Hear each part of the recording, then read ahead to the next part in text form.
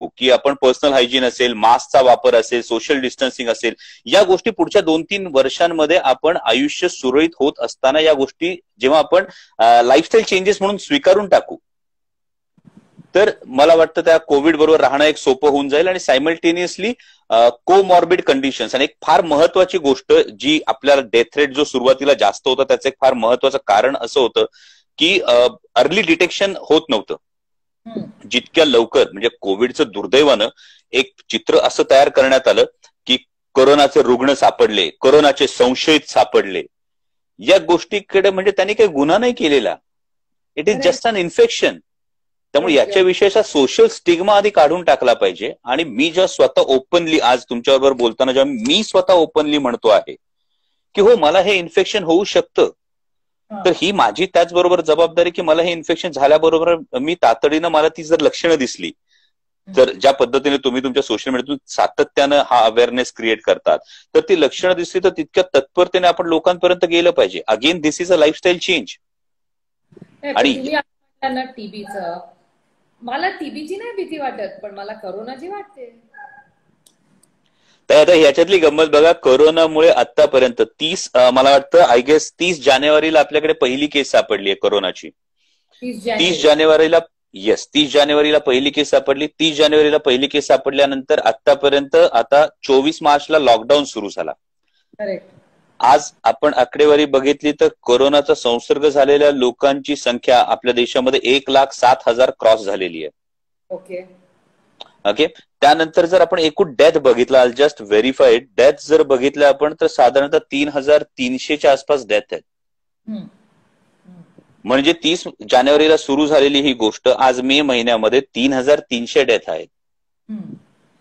आणि आपण ट्युबरक्युलोसिसचं जर आपण एक बघितलं तर ट्युबरक्युलोसिसने वर्षाला आपल्या देशामध्ये जवळपास 4.5 lakh, to be very precise 4,70,000 माणसं मरतात.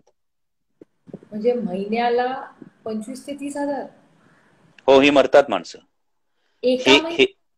हे एका महिन्याला आपल्याकडे हा डेथ रेट आहे. आपल्याकडे ऍक्सिडेंटल केसेस जर बघितल्या तर 1,51,000 माणसं ही दरवर्षी ही ऍक्सिडेंट, रोड ऍक्सिडेंट्स मध्ये मरतात. करेक्ट, बरोबर आहे, करेक्ट. हा डेटा मी सो मग रोड ऍक्सिडेंट मध्ये माणसं मरतात म्हणून इथून पुढे रोडने ट्रॅव्हल करणंच बंद करायचं नाही, हे आपण नाही करू शकत. एक्झॅक्टली त्याच पद्धतीनं आपण कोविडकडे थोडा पॉझिटिव्ह वेने सुद्धा पाहिलं पाहिजे. कारण डेथ रेट जर बघितला तर तो हार्डली 3-3.5% आसपास आहे. पण मला एक सांगा, म्हणजे मी माझी ह्युमन सायकी सांगते, मला गाडीत जायची भीती वाटत नाही, मला ट्युबरक्युलोसिसची भीती वाटत नाही. जरी तुम्ही मला आता हा नंबर सांगितलाय 4.5 लाख, म्हणजे महिन्याला इथे 4 महिन्यात 3,000 लोक गेलेत, इथे तर महिन्याला 25-30,000 लोक मरतात. पण मला तुम्ही एवढं सांगितलं तरी मला टीबीची भीती नाही वाटत. त्याचं कारण काय मग? I mean, is it my psychology, का मला ते टीव्ही बघून, वाचन करून काहीतरी अर्धवट मी वाचते म्हणून am I ill informed, what is it? म्हणजे काहीतरी माझं चुकतंय का मग, की मला किती वाटते कोविडची आणि टीबीची? आता तुम्ही मला एवढा गाडीचा डेटा, मला पण माहितीये मुंबईमध्ये रोज 7 ते 10 लोक आपल्या मुंबईतच रोज ऍक्सिडेंट किंवा रेल्वेज मध्ये जातात. मग त्याची का मला नाही ट्रेन मध्ये चढायची भीती वाटत, गाडीत चढायची. टीबीची पण बिलकुल वाटत नाही, पण करोनाची वाटते. आय बी ऑनेस्ट, मी खोटं नाही बोलणार तुमच्याशी. तरी जर 50-55 दिवस एकच गोष्ट आपल्या अवतीभोवती फिरायला लागली, आणि त्यात गंमत कशी झाली आहे की आपल्याकडे एक नवीन युनिव्हर्सिटी आली आहे, that is called WhatsApp university. आणि या व्हॉट्सअप युनिव्हर्सिटीवर एक फार मोठं नॉलेज असतं आणि त्याच्यामध्ये त्याचं व्हेरिफिकेशन हे कधीच केलं जात नाही. त्या पद्धतीने होतं. आता काल परवाची गोष्ट, दुर्दैवी इन्सिडेन्सेस माझ्या मतदारसंघातले आहेत. मुंबईतून पोलिसांचा पास न घेता जाणाऱ्या 2 कार्सला ऍक्सिडेंट झाला आणि त्याच्यामध्ये काही जणांचा ऍक्सिडेंटल डेथ झाली आहे. पुन्हा पोलिसांना चुकवण्याच्या प्रयत्नात, नाकाबंदीवर असणाऱ्या पोलिसांना चुकवण्याच्या प्रयत्नात. ही सगळी भीती कुठली आहे? सातत्याने मीडियामधून जे मला आढळतंय, माझ्या कानावर आढळतंय, माझ्या समोर आढळतंय, आणि कोरोना हे फार मोठं संकट आहे. यापेक्षा जर हो हा एक आजार आहे, हा तुम्हाला होऊ शकतो, हा मला होऊ शकतो, तुम्हाला होऊ शकतो, हा कोणालाही होऊ शकतो. त्याचं जर वेळेवर निदान झालं तर त्यातून बरं होता येतं. म्हणजे मोर दॅन कोरोनाज डेथ, जर मला असं वाटतं की मीडियानी ही गोष्ट कोरोनातून बऱ्या होणाऱ्या पेशंट्सची जर संख्या हायलाइट करायला सुरुवात केली तर how are healthcare workers are trying their level best आणि हा आजार बरा होऊ शकतो हे आणखी पॉझिटिव्हली जर समोर आलं तर ती वाटणारी भीती कमी होईल. आणि त्याचबरोबर तुम्ही खूप महत्वाचा मुद्दा मांडलाय ना की ही जी भीती वाटायला लागली ना, या भीतीमुळे त्या भीतीचा एक दुसरा पदर आहे तो म्हणजे सोशल स्टिग्मा आहे. मग अरे माझ्या आजूबाजूला जर कुणाला झाला तर ती सांगायचं नाही, ती लक्षणं लपवायची आणि अकारण तो आजार आणखी प्रोग्रेस होत जातो. करेक्ट. त्या भीतीने लोक सांगत नाहीत. ट्रू. पण मला एक आता मी पण अर्धवट वाचत राहते. मी गमतीची स्टोरी तुम्हाला सांगते. आता तुम्ही डॉक्टर आहात म्हणून तुम्हाला आणखी फनी वाटेल. मला आठवतं जेव्हा मी प्रेग्नंट होते पहिल्यांदा तेव्हा माझ्या गायनेकोलॉजिस्टला मी विचारलं माझी प्रेग्नन्सी कन्फर्म झाल्यावर की मी आता काय वाचू, काय करू, काय नाही करू. ते पहिल्या मुलाची उत्सुकता वेगळीच असते. आणि त्यांनी मला सांगितलं हे बघ मी MD आहे त्याच्यामुळे मी 8 वर्ष शिकलोय 12वी नंतर. हे शिकायला तू 8 महिन्यात 9 महिन्यात शिकू शकणार नाहीस. त्या भानगडीत पडू नकोस, काही वाचू नकोस. माझ्यावर विश्वास आहे ना, गप बस. मी सांगतो ते कर, आई आजी सांगतात ते कर आणि गप बस आणि मजेत राहा. इतक्या लाखो लोकांना मुलं होतात, तुलाच काय वेगळी धाड बनली आहे. ओके खरं आहे. आणि मी तोच विचार करत होते की मी पण तो अर्धवटपणा करते का की थोडी इथली माहिती, मग ही वेबसाईट, मग हे इंस्टाग्रामवर फॉलो करा, ते फॉलो करा. मीडियात येतं ते म्हणजे न्यूज प्रिंट असेल, व्हॉट्सअप असेल, टेलिव्हिजन असेल, हे सगळं काहीतरी माझं अर्धवट नॉलेज होत आहे का असं माझंच वाटतंय. सो इज इग्नरन्स ब्लिस की मी मग तुम्ही म्हणता ना की हात धुवा, सोशल डिस्टन्स 3 करा आणि सुप्रिया सुळे जगायला लागा. पण am I being over confident? मग मी कदाचित केअरलेस असू शकेन आणि माझ्यामुळे बाकीच्यांना हानी होईल. हे दोन्ही मुद्दे फार महत्वाचे मला वाटले. एक पहिला म्हणजे की केअरलेस म्हणण्यापेक्षा विथ कॉशन आपण जगायला शिकायला पाहिजे. म्हणजे ही जी इंडिव्हिज्युअल रिस्पॉन्सिबिलिटी आहे ती म्हणजे पर्सनल हायजीन, सोशल डिस्टन्सिंग, मास्कचा वापर, अर्ली डिटेक्शन ऑफ सिम्पटम्स, ही गोष्ट जर आपण एक लक्षात घेतली तरी सुरू करता येऊ शकते विथ कॉशन. आणि ही जर काळजी प्रत्येकानं घ्यायला सुरुवात केली म्हणजे एक फार महत्वाची गोष्ट ना, हा असाही एक हे बाब येते की माझ्या आयुष्याची माझी जबाबदारी नाही का. म्हणजे मी चालू मिक्सरमध्ये हात नाही घालत ना. जर मी चालू मिक्सरमध्ये हात न घालण्या इतकी बुद्धिमत्ता माझ्याकडे आहे तर मी बाहेर फिरल्याने किंवा कशा प्रकारच्या वागण्याने माझ्या आयुष्याला धोका निर्माण होऊ शकतो हे सुद्धा मला समजलं पाहिजे. So let's get mature as citizens. कारण आपण उगाच आता 75 वर्ष स्वातंत्र्याची म्हणणार आहोत, आपल्या लोकशाहीची म्हणणार आहोत. हे होत असताना let's be mature citizens also. आपण त्याचा सुद्धा एक विचार करून एक पुढे जाणं. आणि दुसरी फार महत्वाची गोष्ट तुम्ही नमूद केली ती म्हणजे की मग मी केअरलेस होईन का. कारण हे दोन्ही ट्रेंड खूप दिसत आहेत, हे खूप मोठे ट्रेंड दिसत आहेत. असं वाटतं की मी खूप ओव्हर कॉन्फिडंट आहे का, खूप कॅज्युअल आहे का. मग असं वाटतं मी तुम्हाला स्पष्टपणे सांगते and I am really having a conversation. कारण खरंच मी तुम्हाला अमोल खरं सांगू, मी थकले नाही, त्रासले नाही. I cannot tell you honestly what I am feeling. पण कदाचित I am frustrated maybe की मला असं वाटतंय की आपण करत नाहीये का ठीक, किंवा आपण शिकलेले आहोत, आपण जर लोकप्रतिनिधी आहोत तर आपण we have to stand by and lead by example. तर आपण कुठेतरी आपण म्हणजे मी कुठे कमी पडते का ह्याच्यात, किंवा माझा अभ्यास कमी पडते, माझी वागणूक कमी पडते. सरकार जे सांगतंय ते मी ऍब्सोल्यूट 100% फॉलो करते. पण माझं कॉन्ट्रीब्युशन काय. आता मी बघते पोलीस एवढे कष्ट करतायत, सगळे हेल्थ वर्कर म्हणजे तुमची बायको, मी hats off to her, she is absolutely leading from the front. तर ह्यांना आपण असिस्ट किंवा आपण लोकप्रतिनिधी म्हणून काहीतरी केलं पाहिजे ना. तर what will be the right thing. आपण दौरे सुरू केले तर आपल्यामुळे पसरेल, which is the wrong thing. मग आपण असं काय करू शकतो. लेट्स डू समथिंग यार. तर मी आताच्या काळात म्हणतो की ज्या पद्धतीने the way you have showed a model की आयडियली लोकप्रतिनिधींनी या सगळ्या गोष्टी सांभाळून काय केलं पाहिजे. I should comment not because I am live with you, पण ही गोष्ट नक्कीच फॉलो करता येण्यासारखी की ज्या पद्धतीने तुम्ही व्हिडिओ कॉन्फरन्सिंग करताय, सातत्यानं आढावा घेताय, या सगळ्या गोष्टी महत्वाच्या आहेत. मला वाटतं लोकप्रतिनिधींचा रोल हा तिथे जास्त महत्वाचा येईल जिथे policy makers, be it state policy, be it central policy, याच्यामधून एक clear lockdown exit plan work होईल. सो आय फील की ऍज आपण लोकप्रतिनिधी म्हणून हा एक्झिट प्लॅन, एक कॉन्क्रीट एक्झिट प्लॅन जो सगळ्यांसाठी वर्केबल असेल आणि सगळ्यांना समजू शकेल अशा एक्झिट प्लॅनसाठी सातत्यानं मागणी करत राहणं, सातत्यानं त्याच्यासाठी आवाज उठवणं ही अत्यंत महत्वाची गोष्ट आहे. जसं तुम्ही म्हणालात की आपण मतदारसंघात गेल्यानंतर, हो, मी परवा मतदारसंघात जाऊन येण्याचा प्रयत्न केला आणि मी मतदारसंघात गेलेलो असताना अचानक मला फोन आला की माझ्या बिल्डिंग मधल्या बाजूच्या 2 बिल्डिंग सील झाल्यात, कारण तिथे total 7 patients have been tested positive. So immediately हे आलं की tomorrow if I am positive, मी आज मतदारसंघात फिरत असताना मी किती जणांना आणखी धोक्यात टाकू शकतो. त्यामुळे त्यावेळी मला परत आपण आलं पाहिजे. आणि जर तुम्ही जो एक एक्झाम्पल सेट करता आहात थ्रू व्हिडिओ कॉन्फरन्सिंग, संपूर्ण प्रशासनाशी सातत्यानं संपर्कात राहून, ही एक महत्वाची गोष्ट आहे. आणि आपण lockdown exit plan, a clear lockdown exit plan आत्ताही आपल्याकडे क्लिअर नाहीये. म्हणजे इव्हन आफ्टर 57 डेज आपल्याकडे अजूनही लॉकडाऊन एक्झिट प्लॅन हा क्लिअर नाहीये. कारण लॉकडाऊन हा एक्झिट प्लॅन सायंटिफिक असला पाहिजे, हा डॉक्टर ओरिएंटेड, हेल्थ ओरिएंटेड असला पाहिजे. म्हणजे what is the right direction. कारण का जग याच्यातून चाललंय. म्हणजे न्यूयॉर्क मध्ये तुम्ही बघताय काय झालंय, स्पेन मध्ये काय झालंय, सिंगापूरमध्ये लॉकडाऊन उघडला, स्पाइक झालं. त्यामुळे असे वेगळे वेगळे एक्झाम्पल्स आहेत. आणि तुम्ही बघता वेस्टर्न वर्ल्ड मध्ये करोना इज रिॲक्टेड डिफरंटली. आपल्याकडे वेगळी परिस्थिती आहे. त्याच्यामुळे absolutely we're in the dark. आणि मला असं कधीतरी वाटते युद्ध आहे, पण आपण हे अंधारात काहीतरी करत बसतोय. मग where is the light, what is the solution. काय every problem has a solution. We have to find it, we have to fight it, we have to find it, we have to survive it.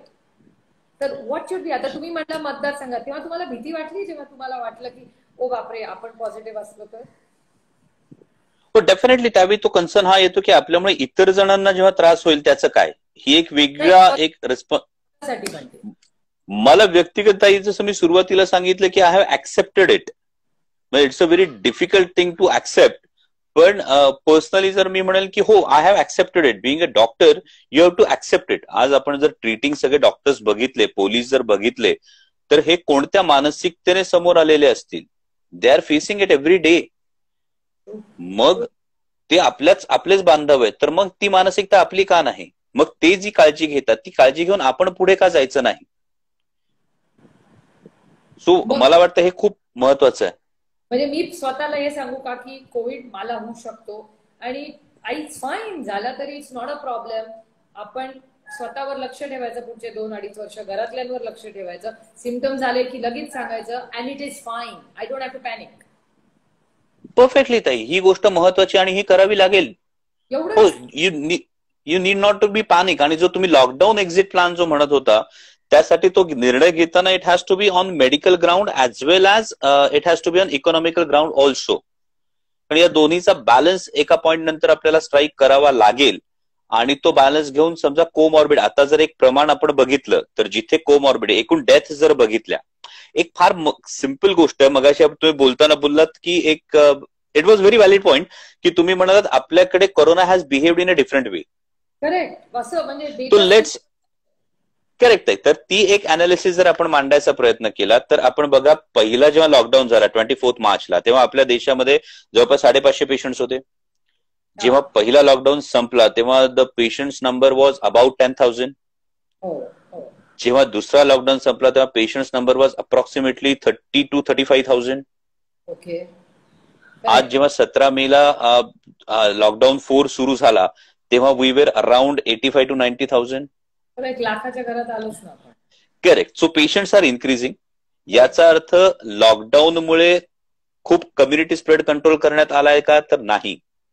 पण positive side, याची एक मला कायम positive side अशी वाटते, जे तुम्ही म्हणालात की याच्यावर एकदा विचार झाला पाहिजे की आपल्याकडे कोरोनाचा एवढा स्प्रेड झालेला आहे, पण होणाऱ्या डेथ ज्या आहेत त्या डेथचं एकूण प्रमाण जरी आपण बघितलं, आता याच्यावर काही जण म्हणतील अंडर रिपोर्टिंग केलं जातं, काही असू द्या, आक्षेप काही असू द्या, ओव्हरऑल डेथचं प्रमाण हे युरोपियन कंट्रीजच्या तुलनेत भारतात कमी आहे. अगदी इन्स्टिट्यूशनल डेथ सुद्धा आपण 3 ते 3.5% आसपास आहोत.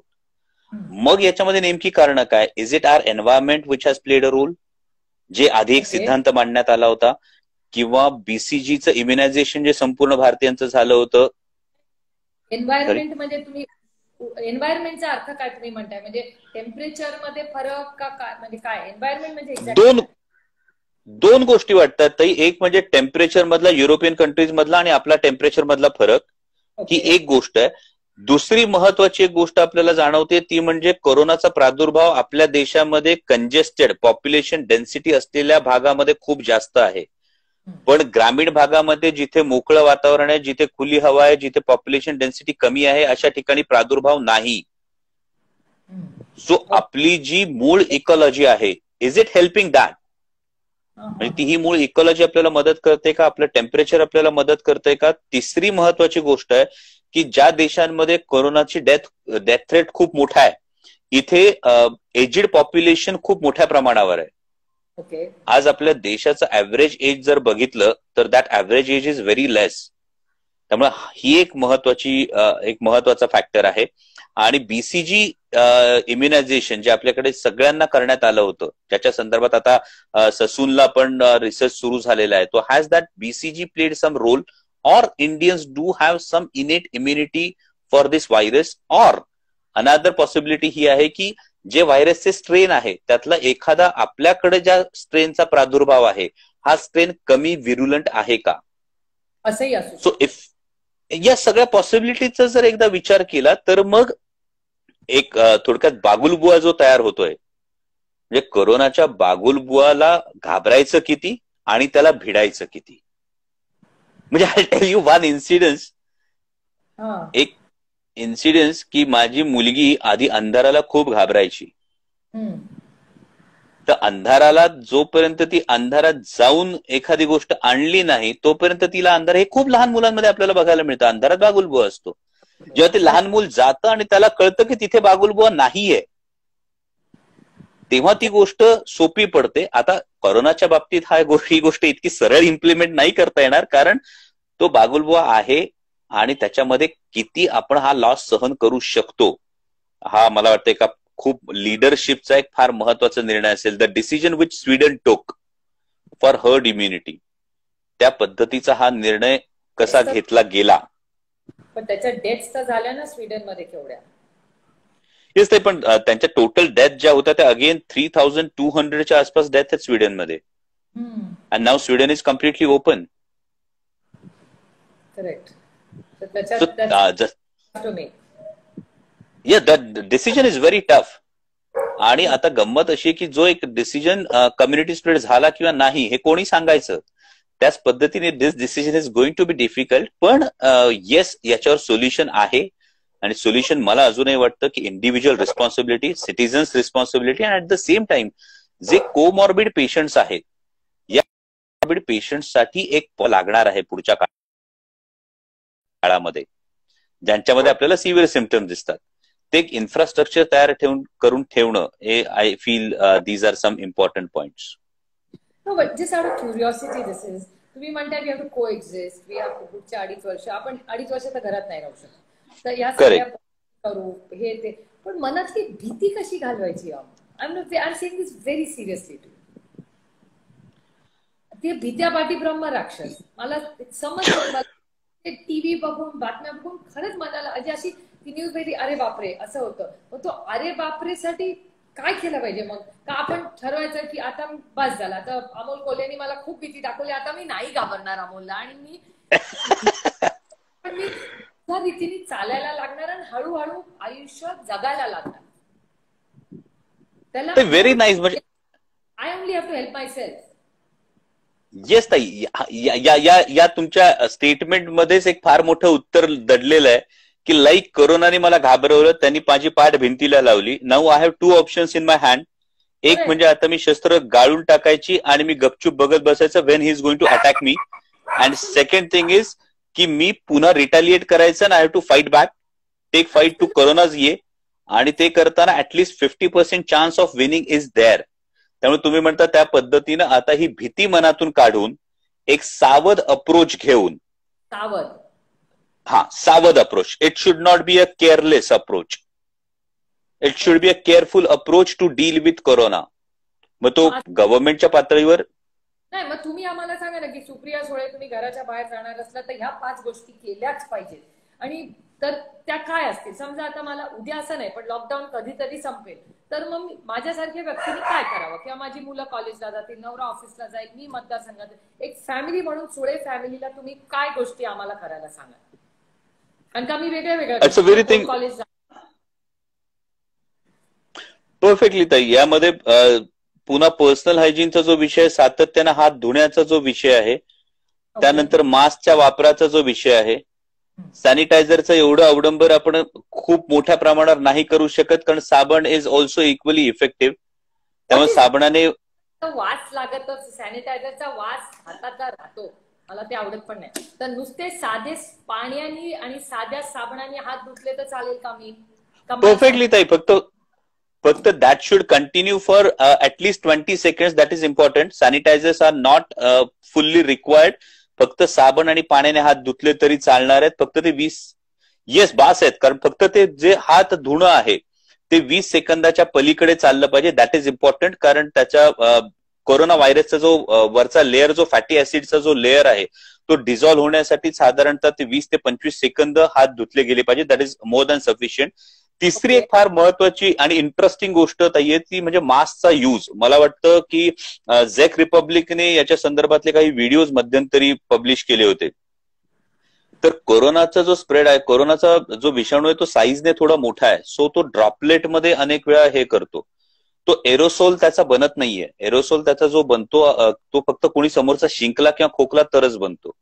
त्यामुळे जर आपण मास्कचा वापर प्रॉपरली करायला सुरुवात केली तर मास्कचा वापर करताना आपल्याकडून इन्फेक्शन होणार नाही, म्हणजे ज्याला कुणाला बाधा असेल त्याच्याकडून इन्फेक्शन होणार, ही एक महत्वाची गोष्ट आहे. ऍट द सेम टाइम आपण श्वास घेत असताना ते ड्रॉपलेट्स थेट आपल्याकडे येणार नाहीत. हा एक दुसरा फार महत्वाचा मुद्दा आहे. सो या दोन महत्वाच्या गोष्टी. तिसरी गोष्ट जी आपल्याला पुढच्या काही काळामध्ये सोशल डिस्टन्सिंगची पाळावी लागेल. हो नक्कीच. आपल्याला उद्या लोकल ट्रेन जेव्हा सुरू होतील, जेव्हा आपण मुंबई विषयी बोलतो, तर that is a bit difficult thing social distancing पाळणं. पण त्यातही जेवढं शक्य असेल, हा मी खरं तर तुम्हाला प्रश्न विचारणार आहे की what should be the future policies. So I come to that. आणि थोडंसं माझी एअर क्लिअर करायची माझ्याच मनातली. कारण का मी तुम्हाला सांगू, 60 दिवस भीती भीती भीती बास ना. आता भीती किती घाबरून बसणार मी यार, यु नो. आणि with cooperation with the government. आणि मी तुम्हाला खरं सांगू, मला त्या पोलिसांची काळजी वाटते.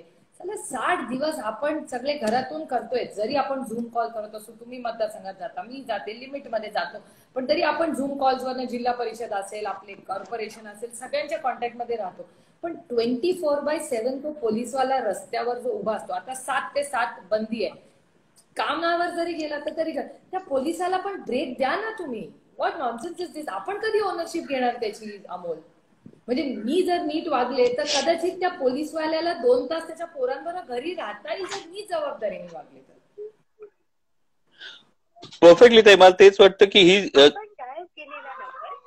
कशाला त्यांनी माझ्यावर वापरायला पाहिजे. मी परदेशात जाते ना, मला पोलिसची व्यवस्थित भीती वाटते, कारण का मला माहिती तो आतच टाकेल. तर जर ती सुप्रिया सुळे व्यवस्थित परदेशात वागू शकते, तर ती ह्याच देशात व्यवस्थित जबाबदार प्रत्येक आपण लोकप्रतिनिधी का नाही वागू शकत?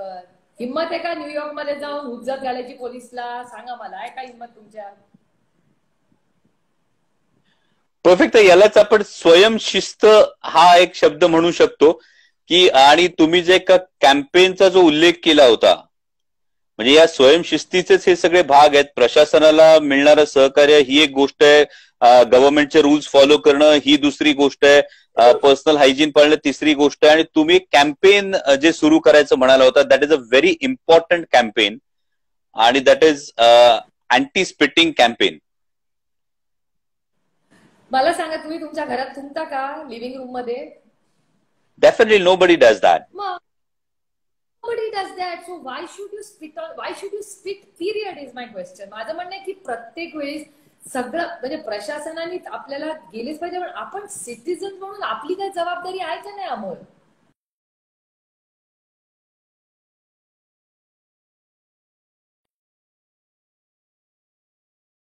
will yield good fruits. नाही, तुम्हीच मला खरं सांगा की सरकार नियम कायदे करते. आता तुम्ही शाळेत जेव्हा जाता तेव्हा शाळेच्या नियम कायद्याने वागताच की नाही? मग आपण समाज म्हणून आपण कधी ओनरशिप घेणार? आपण दोघं आपली ओनरशिप का नाही घेऊ शकत की अमोल कोल्हे आणि सुप्रिया सुळे जेव्हा बाहेर जाणार आहेत तेव्हा आम्ही प्रयत्न करू की आम्ही कुणाला इन्फेक्ट करणार नाही, आम्ही दिलेल्या चौकटीत सरकार म्हणतं तसं वागू. Why can't we take ownership of our own actions? Exactly ताई, जर ही ओनरशिप घेतली तर आपण जे म्हणतो ना को एक्झिस्टिंग विथ कोविड, ही गोष्ट फार सरळ आणि सोपी होऊन जाईल if we start taking this ownership. हे एक डॉक्टर अमोल कोल्हे म्हणतात, doctor. Definitely doctor Amol Kolhe हे म्हणतील, ऍक्टर अमोल कोल्हे हे म्हणतील आणि लोकप्रतिनिधी अमोल कोल्हे सुद्धा हेच म्हणतील की जर आपण एक जबाबदार नागरिक म्हणून आपली जबाबदारी प्रत्येकानं पार पाडायचं जर ठरवलं तर पुढचा हा काळ, मग कोविड पुढची 5 वर्ष राहू, 10 वर्ष राहू, 5 दिवस राहू, त्याने काहीही फरक पडणार नाहीये. लाईक सडनली मला असं कॉन्फिडंट वाटायला लागलं की I think yes, we can do it and we have to do it. Everybody in our country, if everybody decides yes, from tomorrow or from today I'll make a difference आणि I'll follow all these rules आणि त्या पद्धतीने मी पुढे जाईन, तर ही गोष्ट नक्कीच शक्य आहे.